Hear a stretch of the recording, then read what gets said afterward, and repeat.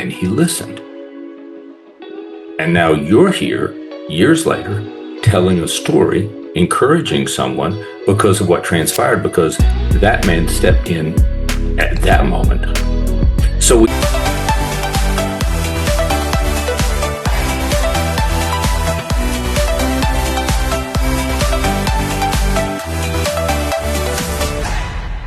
Hey now, how is everybody doing? Welcome to Red Alert Diaries with Tanya E. Hood. I'm glad I get the chance to join you today, and I have a special guest that is joining us for this session, Mr. Andy Campbell. Hey, Andy, how you doing? doing well. Hello, Tanya. Glad to have you here, but before we begin, I have got to introduce you to everybody. Now, for those of you that have not yet had the opportunity to meet Andy, he is a resilient survivor and author with a book titled Overcoming Life's Toughest Setbacks, 15 Core Beliefs to Transform Challenges into Opportunities. It is through his experiences that he has developed a unique perspective on resilience and the power of core beliefs. And today, he's going to share that perspective with us. Andy, thank you so much for being here. Would you like to share more about yourself with our audience today? Yeah, I would say my life, hopefully, is an example that no matter how difficult or what has been done to you or what you have been a part of, that you can recover from those things, and that God gives us the ability, if we so choose, to survive and prosper. And I hope that through the things I've experienced, whether that's childhood sexual abuse and the lasting impacts that that has, that many people don't realize continue on into their decision making long and later in their life, or whether that's having been bullied and abused as a child, or the loss of my mother at an early age. I was estranged from my father after we lost my mother, and then at an early age, I was diagnosed with stage 4 pancreatic cancer. That was 7 years ago. And then about 2 years into my cancer treatment, I lost, well, I say my family, myself and my wife and his siblings lost my youngest child to suicide. And through each one of these things, I believe that we are presented with a decision to either be broken and stay where we are in that moment, or to recover, to come back, to take responsibility for the opportunity to persevere. So that's what I hope my life represents. That is a powerful story. And thank you so much for sharing. That's a lot for someone to have to walk through. Then I want to ask, if you don't mind, unpacking a little bit, because there may be someone that's walking through a moment that's saying, this thing right here, I feel like it's going to take me out. And I'm not even sure I even want to continue walking through this. And what you walk through, that is a lot, but you're on the other side, resilient and surviving. Can you tell us more about how you've managed to walk through to get to this place? Well, so, Tanya, I did not realize at the time, but I grew up in a very religious family, okay, and a very religious Protestant family. They were Pentecostal, and so I went to church. I don't know, a lot. Revivals, camp meetings, Wednesday nights, Sunday mornings, Sunday nights. Never missed a service. And I think I'm going to tie back to this. When I was much older, I was riding a motorcycle, and in the state I live in, you don't have to wear a helmet. But I always wore a half helmet and goggles because you never know. You might just have a crash. But I really didn't want to wear a full helmet. They were so hot and uncomfortable. But I did have a crash, and I slid across an interstate in between several cars and ended up against a retaining wall.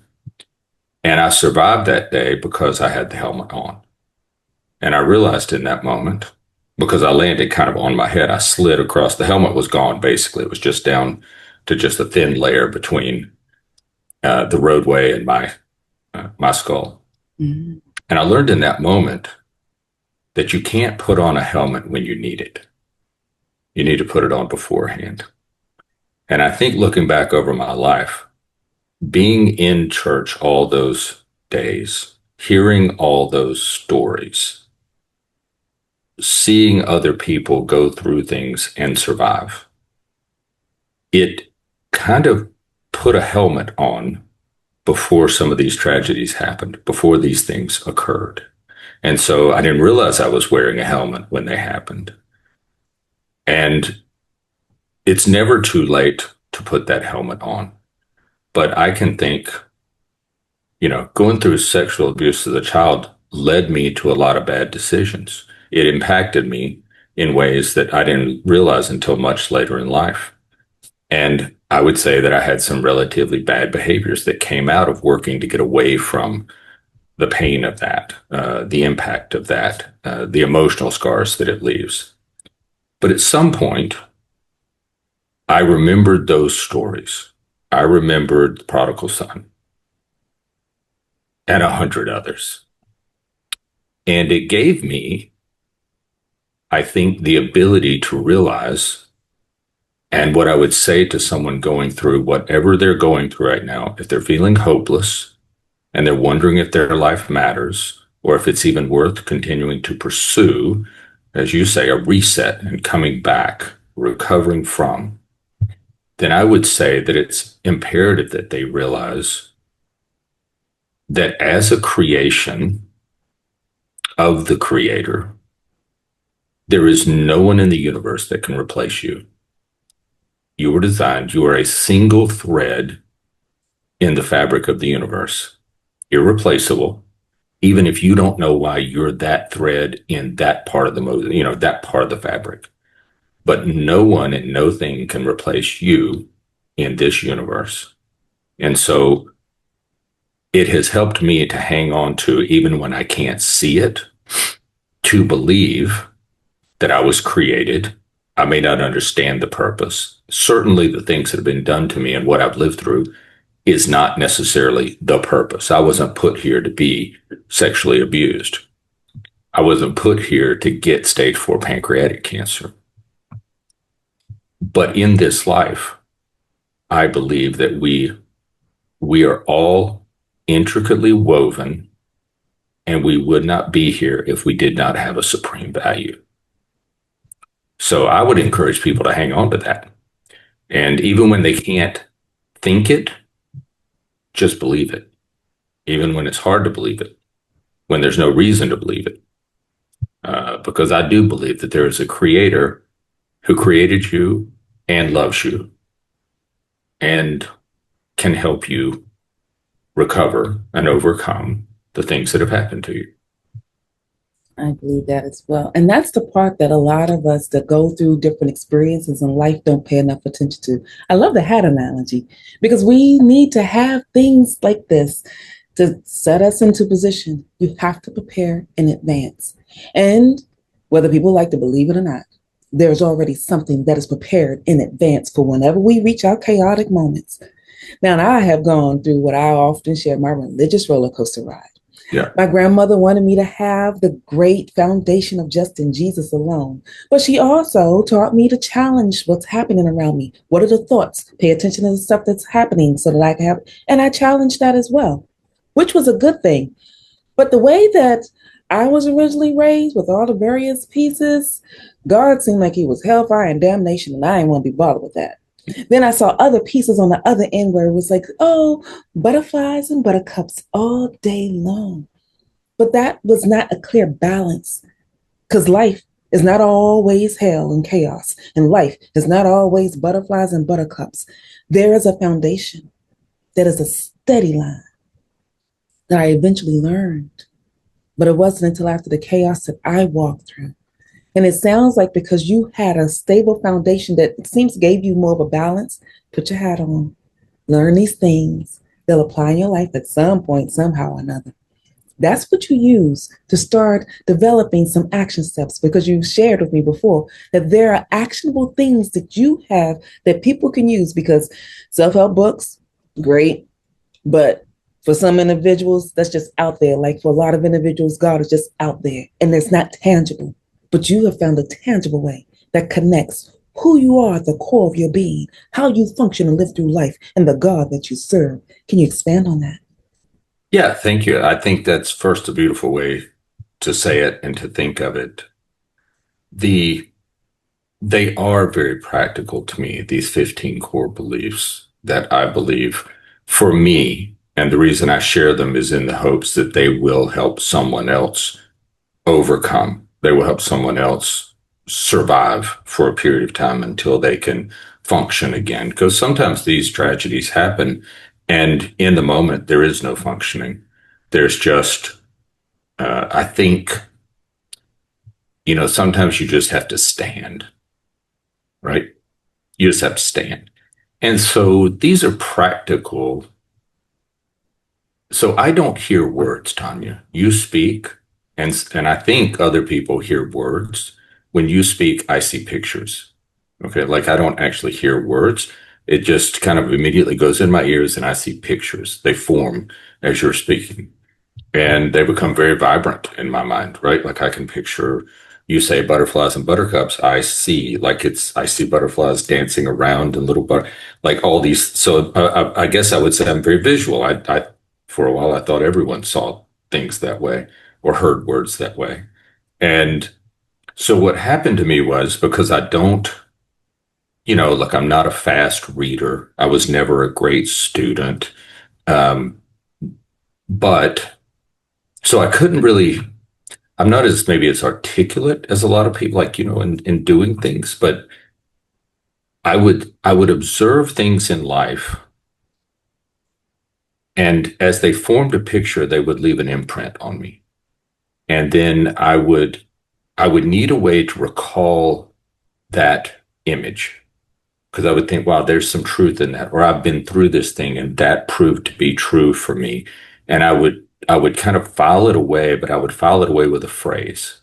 And that phrase, kind of that meta phrase, it would represent that whole picture to me. It would represent every element of that image in my mind. So I could call that phrase, and then I would get that image, and it would be very vibrant for me. And so things like, the first one is no one outruns the universe. And it's kind of the pivot point for everything else, which is while we are not responsible for the things that have happened to us, for what people have done to us, I'm not saying we couldn't have, like childhood sexual abuse, I came to a place where I realized I was not responsible for that. Okay. That happened to me. I had no means of making a decision. I was not of an age where I knew what was going on. I can't take responsibility for those things. But what I can take responsibility for is stopping letting it cause me to have bad decision making, right? I can stop it from saying, well, do something to cover up the pain. Just keep having this bad behavior because it covers up the pain. I can take responsibility for that. I can't take responsibility per se. I don't know for having pancreatic cancer, but I can take responsibility for how I approach the treatments. I can take responsibility for what I do during this process. Um, and so the core beliefs are practical to me because they start with things that I can visualize and I can implement in that moment. They will change my behavior if I take the responsibility to think of them and use them. So no one outruns the universe. That's just a reminder to me that I'm not actually as smart as the universe. I am not the universe. I am inside the universe, and I am part of the way God created the universe. He created guardrails. He created it to function a certain way. And if I go against that, then that's probably not in my best interest. It's not going to help me. And so I should pay attention because I think God has given us a pretty good idea. We can see, the Bible says, even the rocks cry out, right? Like we can see these guardrails. We just have to take the responsibility to pay attention to them. And so it's just a reminder, don't be so arrogant. Don't hold anger and seek revenge. You know, it applies to everyone else. No one outruns the universe. These times will come. Like I don't have to take control of everything because I can't control everything. I think that was one of the things I learned during my cancer treatments was that I was actually had no control over anything other than just my decision to persist, to do all I could. And so, no one outruns the universe is very important to me.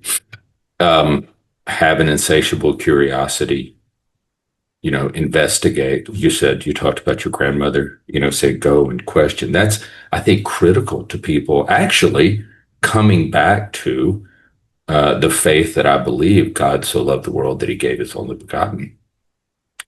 And I think if we are curious enough, we actually end up back there, right? Like we can go out and do all this curiosity and seek. And I actually think the seeking eventually rotates us back around to this place, right? And so, yeah, the core beliefs to me are things that draw up they remind me of a picture of things that I've seen that I hold. They are my helmet. The core beliefs are kind of like my helmet for life. And so it doesn't mean I'm not going to crash. It doesn't mean that a tragedy is not going to happen.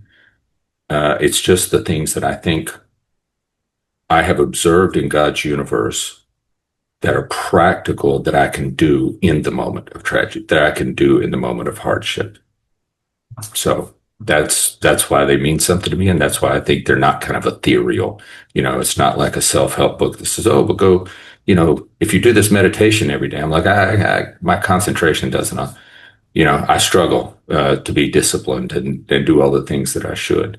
But these are things that I can hold on to. I could be in the car and something occur, and these are practical steps to recenter myself, to calm myself down. I can be in a business meeting and things not going the way I want them to, and I can use, that picture will flash up in my mind, and I can remember to stay calm. Yeah. So they're practical to me.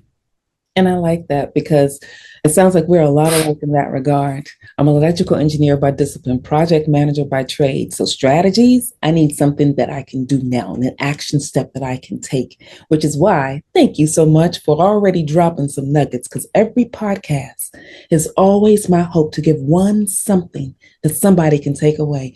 And what you were sharing, my thought was, you know what?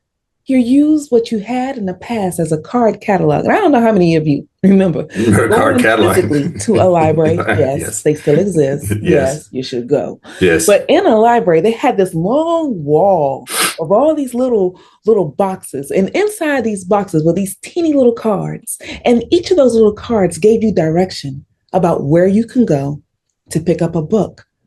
You pick the topic that you want to study. You pick the moment that you want to desire. But each one of those little cards directed you to a different place in the library. The Bible, to me, is a lot like that card catalog. There are 66 books with different subsets.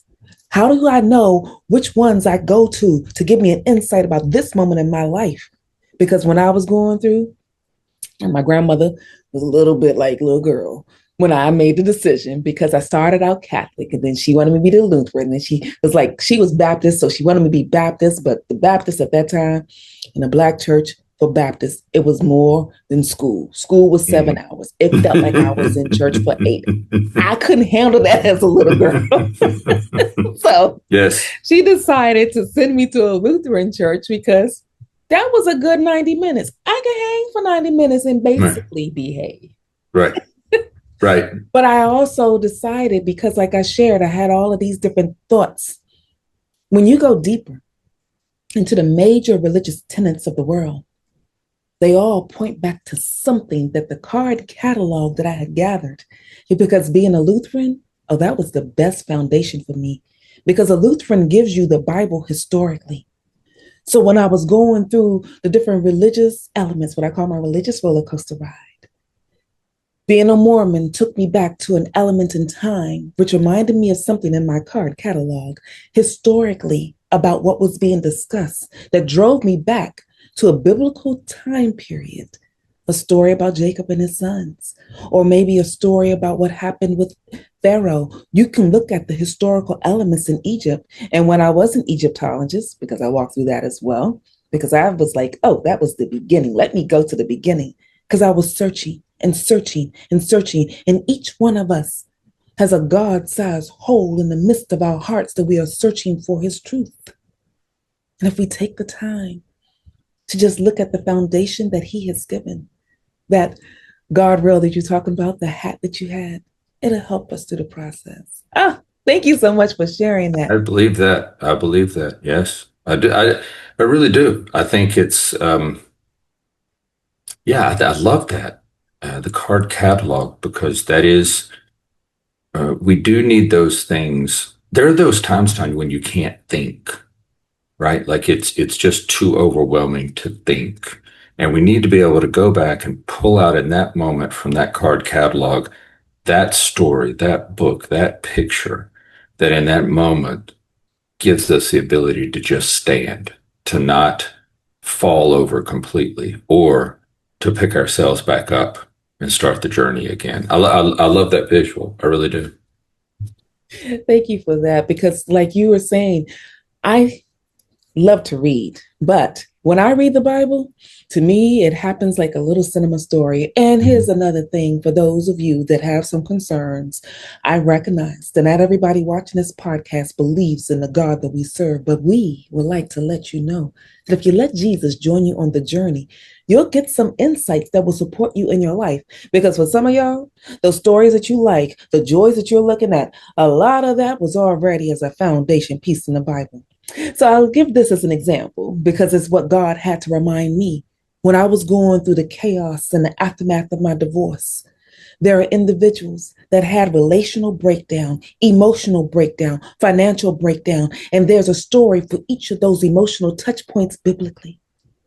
And when God had to find me on a bathroom floor of that two-bedroom apartment, He reminded me there was somebody else that I had to come and pick up off of the ground for them as well. And I was reminded of the story of Elijah. So my card catalog went back. Well, Elijah, oh yeah, he went out into the wilderness and asked God to kill him because life got hard, things got tough. He didn't want to keep going through it. But God said, I have more for you.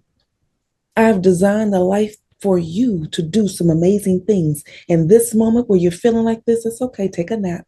Now, that was a comical thing to me because in my head, it was like God said, you need a nap and you need to get something to eat. So He sent angel food cake. And that's my thought on it. However you feel like it, you need to read the Bible for yourself because my translation was when that angel came, it said He gave him cake. So he got angel food cake. I like that. I He like took that. a nap. Many, And then God gave him strength to run the rest of his journey. but you know what? Many times I've seen this in hospitals, people who are taking care of other people or just in your daily life. You know, so sometimes we get angry because we haven't taken care of the basic necessities. And you know, we've all known people who are hangry. They make commercials about Snickers bars. And sometimes, you know, we just need to remind ourselves that part of the way God designed the universe was you probably shouldn't make a lot of big decisions when you're hungry and you haven't slept. You know, like that's actually not a bad way to look at decision making. Get something to eat, take a nap. You know, you don't have to sleep 8 hours. Just get yourself 30 minutes, you know, get yourself a little something to eat. You'd be surprised. Like we are actually designed so that that glucose can get into our system and actually feed the brain cells the energy that it needs to fire up all the parts of our brain. There's a great book by a guy called Brain Energy, and it's about mental health, but he goes back to how important it is that what happens in a lot of mental health situations is that parts of our brain start turning off because they're not getting the level of energy that they need to function. And so, like any good system, it starts shutting down different parts to conserve energy for its most basic functions. And so he goes through how the brain functions and the energy level that it requires. Is the largest consumer of glucose in our bodies is our brain. It's for energy. And so you tell this story about Elijah, and it's like you know, it's easy for us to kind of pass through that and just think about the story. But underneath that God actually understood the design. And he's like, you're not making a good decision right now because your brain doesn't have enough energy. So why don't we feed you something? Because I designed the system. I know what's going to happen. And if you get a little rest, like your brain will function. And then we can do all the things I got planned for you. Like we can take care of all that, right? But right now you're just kind of messing everything up for me. Okay. So why don't you take a nap and get something? I love that. And I think That's there's like it's practical, like it's a story, but there's a lot of times the biblical stories, I like to think about them in terms of not just being like this grand inspirational thing, but I think they're woven into that in throughout the books as actual practical things. Like there's this practical undercurrent in it. Like in that story, it's like God's like, yeah, I understand how you were designed. I actually did it. And right now your brain's not functioning the way it's supposed to. I designed it so you would function better if you had these nutrients that would trigger these reactions. Like he didn't go through all that, it just like eat, and so And it's that's the like, key. Sometimes we often, because the world has turned the Bible into a religious book. This is what it is. This is what we read it. This is an instinctive. And elements of that is true. But the Bible, I often share, is also a love story, a strategy guide, a history book. It has life lessons and principles. If you ever take a moment to discover the patterns that the Bible is showing you, it will reveal the principles that you can use in your life. And that will give you the promises that a lot of people are seeking, because people want to have this ethereal view about the promises, but there are practical pieces that get you there. And when I made a decision after going through my roller coaster ride to come back, that basic part that God shared with me, because I'm built for strategy. If we ever have a breakdown over the various things that we have, if your refrigerator breaks down, you take it to the manufacturer. If your car breaks down, you take it to the manufacturer. But if we break down, we have a concept sometimes that we don't have to go to the manufacturer. And I know that there are some who do not believe that he exists. But if you choose to let Jesus join you on the journey, you'll realize that he wants to help you through that process. Because it took me breaking down, literally. I have asthma. That's what the doctors have said. But let me tell you what God said. God said, after I had that asthma attack, because my ex was already on his own doing his thing, I had not yet formed a complete foundation that I needed to make certain my children stayed whole. So I'm in this 2-bedroom apartment with my kids by myself. My family's not as available as I really need them to be. And there was this guy that moved into the apartment complex only a couple months ahead of time. I didn't really know this man. And I was having another breakdown moment with the ex.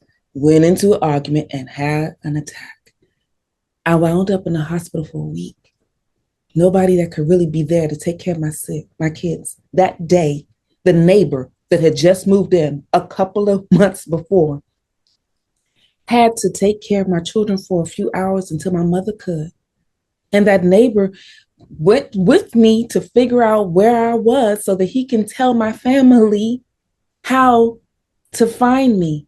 He gathered my children up, and I am so grateful that God put on his heart to support me in that journey, because in that moment when the ambulance took me away, I had nobody that was going to be there with my kids. He wasn't quite sure, because on top of everything else, this man had just moved into the area. So he couldn't have even told my family where to go if they told him where the hospital was. right. So he followed the ambulance with my kids, stayed in the waiting room with my kids. And I'm grateful that I had already, because my grandmother gave me that insight when I was younger. Know your name, know your number, know your address. And my 6-year-old had to tell name, address, and he knew his grandmama's phone number. Thank you, Jesus, that I remembered enough to teach him that. But that's all he knew, his home phone number and his grandmama's phone number. And that was enough. But this man stayed. It was a practical thing that God provided insights. And I made a decision in that moment I can't do this alone. I have to go to the manufacturer. And from that day to this, I said, Lord, I need help. Do not want to have another asthma attack. You built this body. You tell me what I need to do to fix it. You tell me what I have to do with this life because you gave me this life. And I cannot keep running it the way that I've been running it because I have run it down to the ground and I run myself the same. So, Jesus, join me on the journey. And from that day to this, I have not had an asthma attack. When we follow those directions, they support us the best. And while I'm sharing this, I'm remembering you told me about a time that you got a download that you felt God said do. You want to share that story with our audience? I mean, like I was crazy, but I knew what I had to do. It was time for him to go. So I packed up his things. Red Alert. Is he the one? The pocket guide, the find and love of your life, tells my story. The free chapter is available for you in the link below. Yeah, I will. And because I think that's what you just spoke about is a beautiful example of what I will say in just a second. I also want to go back to the earlier part of our conversation for just a moment, where we talked about what would we say to someone who's in that moment where they're completely unsure of the worth of their life, or they're hopeless, or they're not sure if this life is worth the trouble. There will be times, and this will connect to what you just said. So one of my core beliefs is there are no hard decisions, there are only hard consequences. And we have, so I believe that there are two voices that will speak to us. There is a loud voice, and it's usually full of anxiety, fear, control. It's about not losing, and it's very loud. And I think it is the dark voice, but it's very loud. Now, sometimes that loud voice is actually necessary. So if you're standing in the African savannah, and you see that there is a lion stalking you, you should listen to that loud voice. Okay, that loud voice is probably telling you it's not friendly. Protect yourself like you want. But 99.9% of the time, what we should listen to is the still small voice. It's the one that's hard to hear if your mind is loud. And usually our minds are loud because that loud voice has just got a lot to say. And that loud voice is often telling us about all the things that could go wrong. And it's always based on historical events, things that have happened to us, problems we've had. This is like that. This is going to be a bad thing. The still small voice, it doesn't really look at your past and judge you. It looks to the future. It looks for what you will be. And so in my case, I'd done about 15 rounds of the chemotherapy that I did in the first year of my cancer treatment took 3 days to get the chemo into you. It's a 3-part chemotherapy. They do about 6 hours, 7 hours of chemotherapy one day, and then they hook a pump up to your port that they've installed in your chest.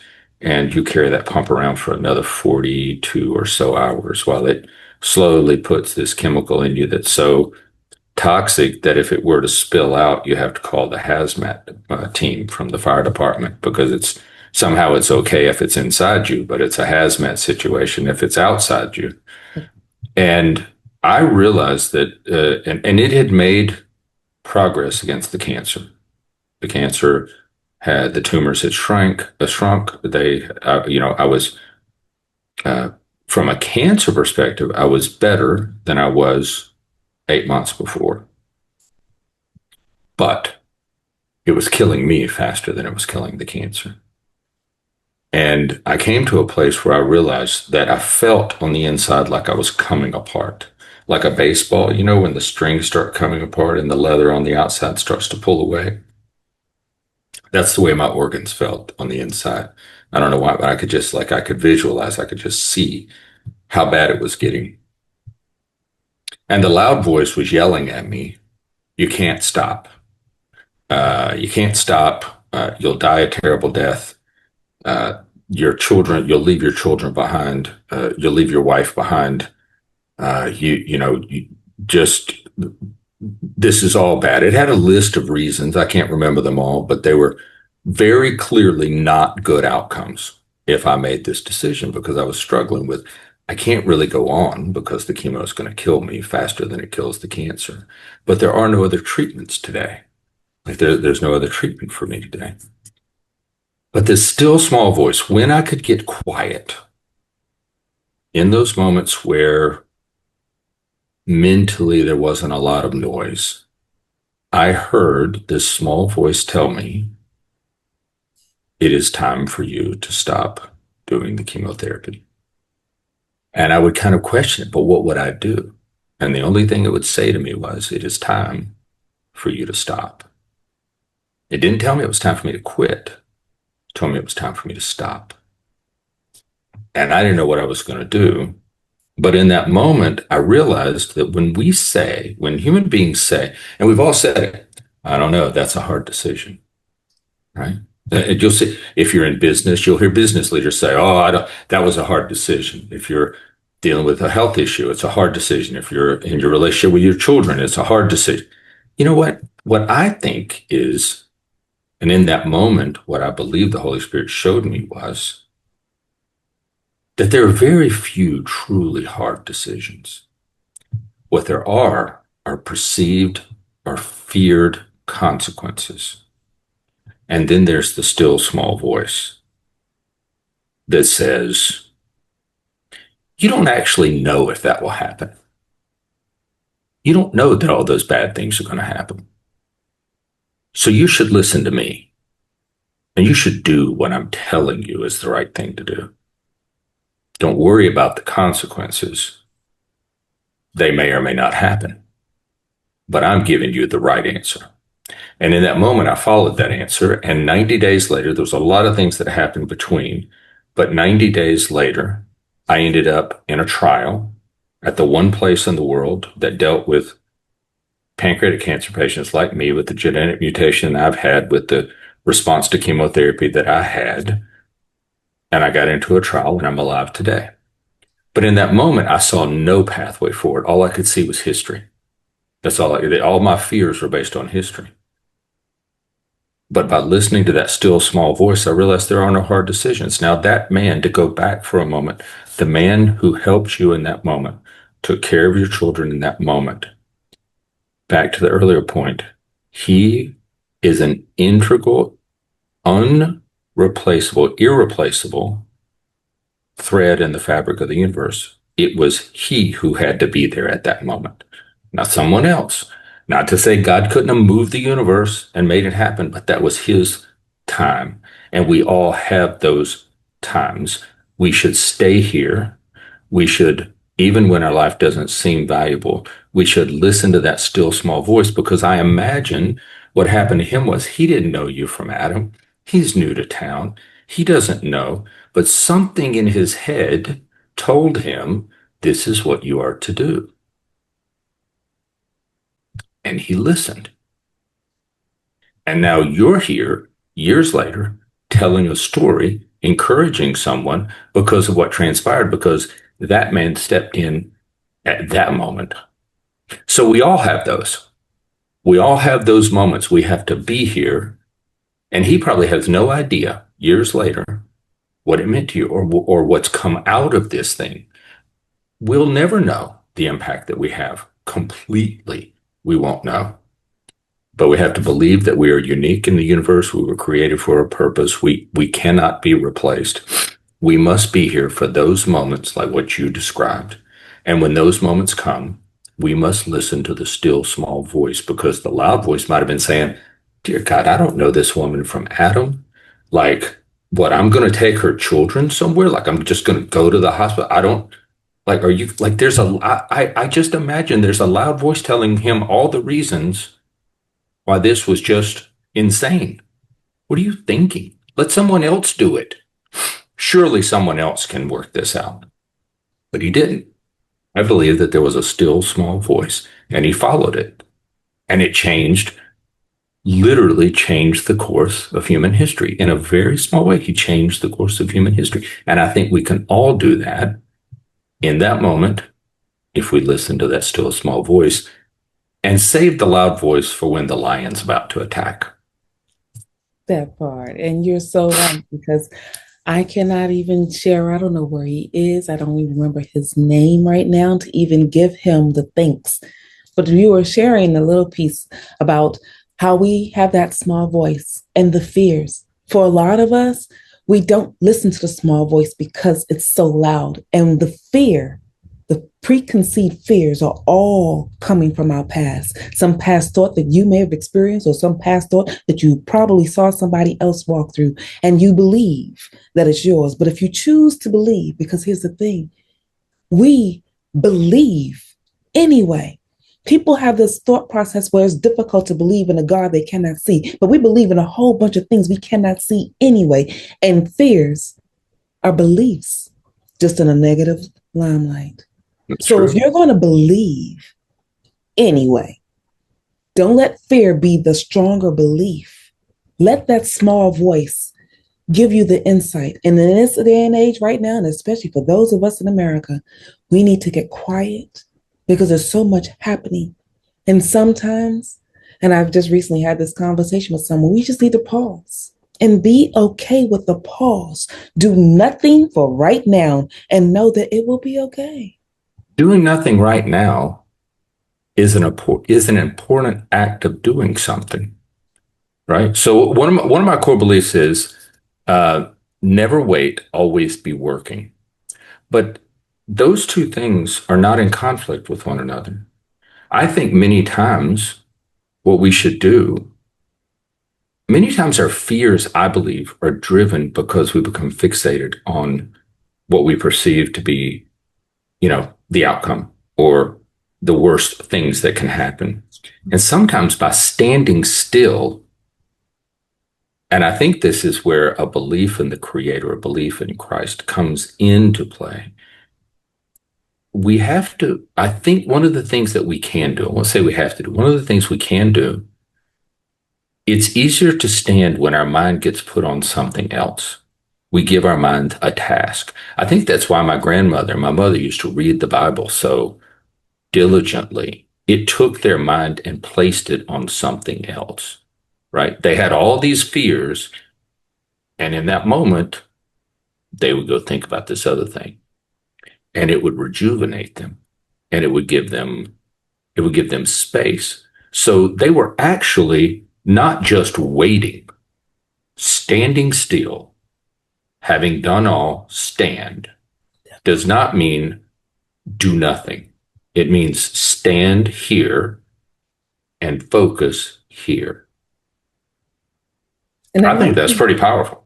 It is. And that leads me to a thought, something that I often share, our next level notes. So for those of you that may not be mindful, the next level notes are those things that we have as downloads. And it goes right in line with something that you just shared. I'm reminded in Ephesians chapter 6, where God tells us to stand. He tells us to stand because he knows that we're going to be in places and spaces that will cause us to have fears. He knew before the foundations of the earth was formed that we would need to be mindful that we have a power within us that we can tap into. And he calls it the armor of God. So a lot of people look at that section, they say it's the armor of God. And it is there that we have 6 pieces of armor. I kind of think about it like a baseball uniform. So if you're playing baseball, you have a uniform that you keep on at all times. That's the first 3 pieces. Your belt, where you live in the truth of what God says. Because if you read your Bible for God's truth in that moment, in that situation, for what you're experiencing, you'll go back in the card catalog. Pull out a story of somebody that's walked through something similar in your journey, because I found Elijah's story that helped me through the process. But I also found in that moment when I, as a mother, being charted away inside of that ambulance, had to leave my children still, and I was reminded of the story where God sent a man to go help a woman that was on the road to get where she needed to be. And another story where God sent a man who was having some difficulty. He needed some insight. And God sent Philip to run down a chariot. There are stories upon stories upon stories of people that needed support along the way, and God sent someone. And when we, as children of the earth, needed support in the middle of the chaos that we are experiencing, God Himself poured out His deity, came down in the body of Jesus, died for us to have a bridge to get the help that we need today. And so you and I get to stand and can clearly hear on our own the still small voice in the midst of our storms, the still small voice in the midst of our mess that can get us through the journey. And being mindful that sometimes if you got to fight, you're already equipped for that. Put on the armor that will help you go through what you need. And if you have some difficulties, because some situations require a little bit more than others, that's when you pick up. So pick up the other three. And if any of you want to go through having a conversation more about that, leave that in the chat below and we can extend the conversation. I want to say thank you, Andy. You have given such great insight, and my heart is so full. You are sharing so much with us, but you have one other thing you would like to share with our audience. Someone asked me one time, through all these things that I've been through, what am I most proud of? And I never thought about being proud of anything getting through them. I just thought, get through them. Sometimes this is the life we are given. And there's always someone with a worse life. Always someone with a worse life. And I thought about that question, and then I thought, well, there actually is something that I'm proud of. In retrospect, looking back on it, and I would leave this with your listeners that this might be helpful to them in whatever moment they find themselves in. I am proud of the fact that through it all, I never ultimately took away from God His ability to move the universe in my favor. And I think sometimes when we're working to control the situation, maybe we've been through a lot of bad things. In my case, I dealt with a lot of control. I wanted to have control of things because I'd been through a lot of bad things and I wanted to prevent the next bad thing. And I think that sometimes that leads us to make decisions or to do things that takes away from the Creator the ability to maneuver His universe, which He has complete control over, to maneuver that in our favor.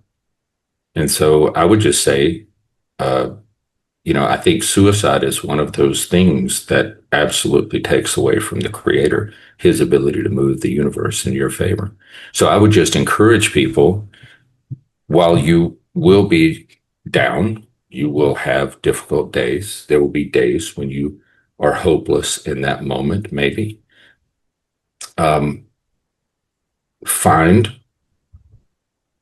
a belief that there is a Creator and that He loved you enough that He gave of Himself to be here for you and to walk with you through difficulties. He never said there would not be difficulties. Each one of the apostles suffered greatly for what for their testimonies, but He was with them and He's with us. And so have just enough faith to not limit God's ability to do for you things that today you are unable to imagine. You can't imagine. That's okay. Not your job to imagine the future. That's God's job because He creates the future. So the one thing I would leave with you is just don't take away from God His ability to move the universe in your favor. Because it's not, I say move the universe because it really is to me that big. It's not just He's going to help you.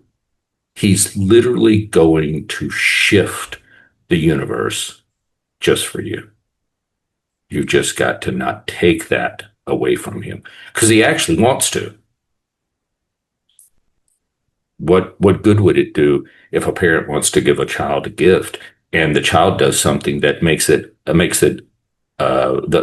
unable for the parent to give the gift? Okay, that's what He wants to do. He wants to help you. He's willing to take the whole thing that He designed, and because He designed it, He knows how to change it. He knows how to maneuver it, and He will maneuver it just for you.